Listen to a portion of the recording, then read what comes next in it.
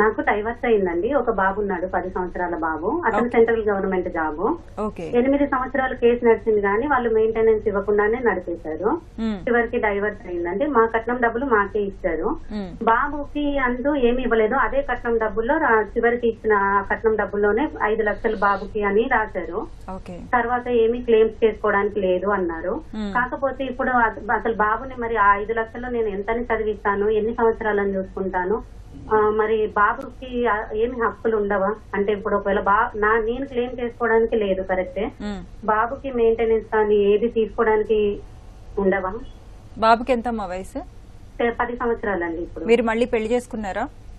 లేదండి, ఇంకేం లేదు. మీ హస్బెండ్? ఆయన సెంట్రల్ గవర్నమెంట్ జాబ్ చేస్తున్నారు. ఆయన మళ్ళీ పెళ్లి చేసుకున్నారా అమ్మా?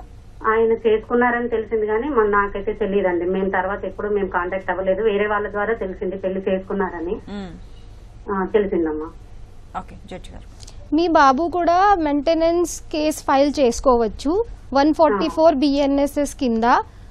మీ హస్బెండ్ ని పిలిచి కోర్టు డిసైడ్ చేసి మెయింటెనెన్స్ ఆర్డర్ ఇస్తారు.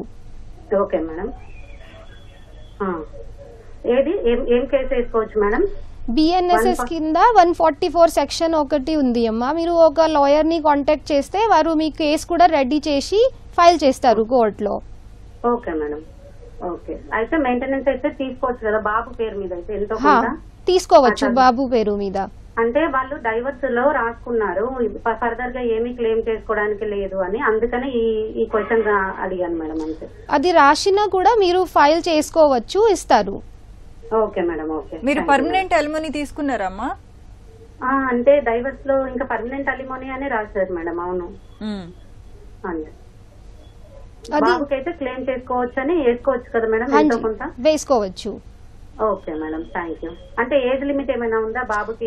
ఏజ్ లిమిట్ 18 ఉంది అమ్మా, కానీ మీరు 10 సంవత్సరం చెప్తున్నారు కాబట్టి ఫైల్ చేసుకోవచ్చు. చేసుకోవచ్చా? Okay madam. ఓకే. ఆవిడ ఒక పాయింట్ చెప్పారండి, అంటే పర్మనెంట్ ఎలిమోనీలోని అంటే ఈవిడిచ్చిన కట్నాన్ని తిరిగి ఇచ్చి దాన్ని పర్మనెంట్ ఎలిమోనీ అని చెప్పారంటున్నారు. దానికి పిల్లలతోటి సంబంధం లేదు మేడం. ఓకే, పిల్లలకి సపరేట్ గా మెయింటెనెన్స్ అడగొచ్చు. ఇప్పుడు ఈవిడ కూడా మళ్ళీ మెయింటెనెన్స్ అడగడానికి వీలుంటుందంటారా? అది అయితే లేదు.